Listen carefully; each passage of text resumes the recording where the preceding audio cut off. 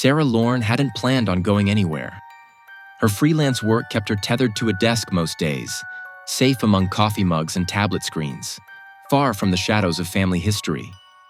But when the letter arrived, aged paper, handwritten in trembling black ink, something ancient stirred inside her. You are the last.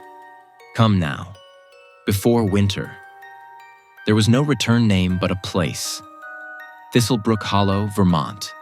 A town her late mother never spoke of except in sleep, where she cried out for locked windows and whispered of things with no faces. The doctors had called it dementia. Sarah believed them. Until now. She found no mention of Thistlebrook on Google Maps, but an old 1970s road atlas, tucked away in a library archive, marked it in faded ink, deep in the Vermont woods, accessible only by old roads and older names. The drive north was uneventful until she left the last paved road behind. Forests thickened around her, drawing closer with every mile. Cell service died first, then the light, until only her headlights cut through the mist that had risen like breath from the trees. When she finally passed a crooked sign, "Welcome to Thistlebrook," it felt less like entering a town and more like crossing into a memory someone had tried very hard to forget. The town looked dead. Empty buildings leaned toward the street like eavesdroppers. Window panes were filmed with dust or cracked clean through.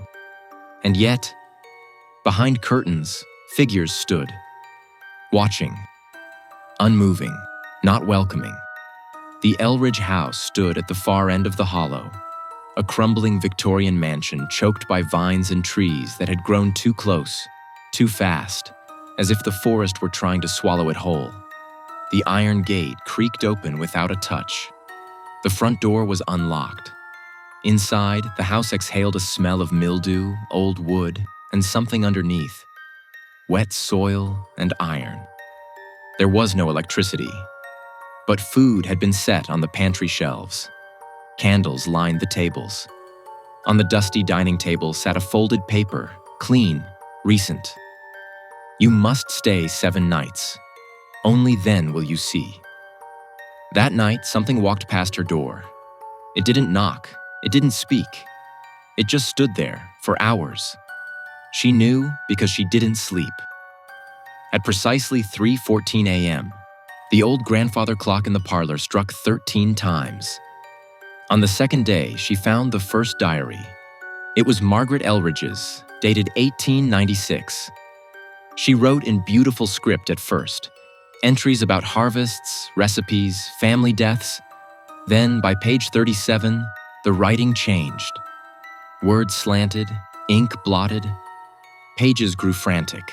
They come with no faces. They knock, but only if you're awake. They need your name to open the skin.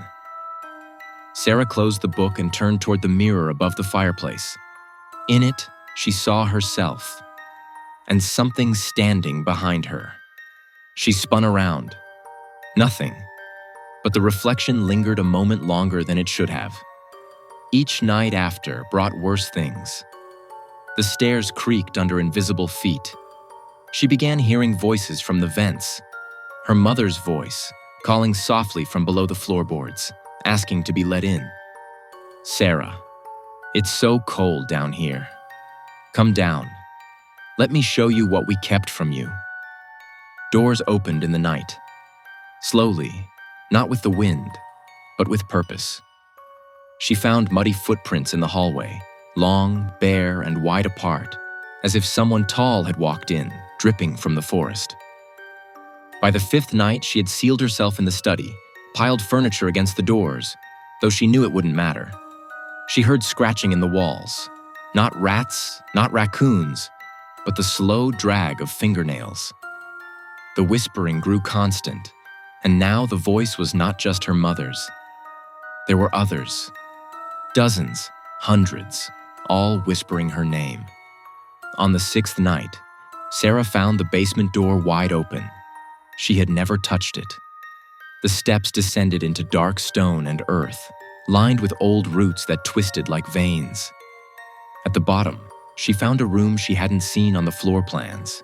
circular, carved from black stone, covered in markings etched with something sharp. In the center stood a mirror taller than a man, but the surface was not glass. It was polished obsidian. She looked in. What stared back was not her. It wore her skin, her hair, but not her face. That part was smooth, pale, blank. It tilted its head and reached toward her, through the mirror. Her legs locked, her throat froze. Behind the creature, others stood. Dozens. All Elridges. All faceless. The voice returned. You are the last. The Hollow remembers. Give yourself, and we will be whole. Sarah did not run. Some part of her, older than memory, understood. She had not come to escape the curse. She was the curse's conclusion. She stepped forward. The mirror rippled, and the Hollow took her. No one speaks of Thistlebrook now. Maps omit it. Roads buckle before reaching it. But those who live near the woods say the house still stands, though it looks different now.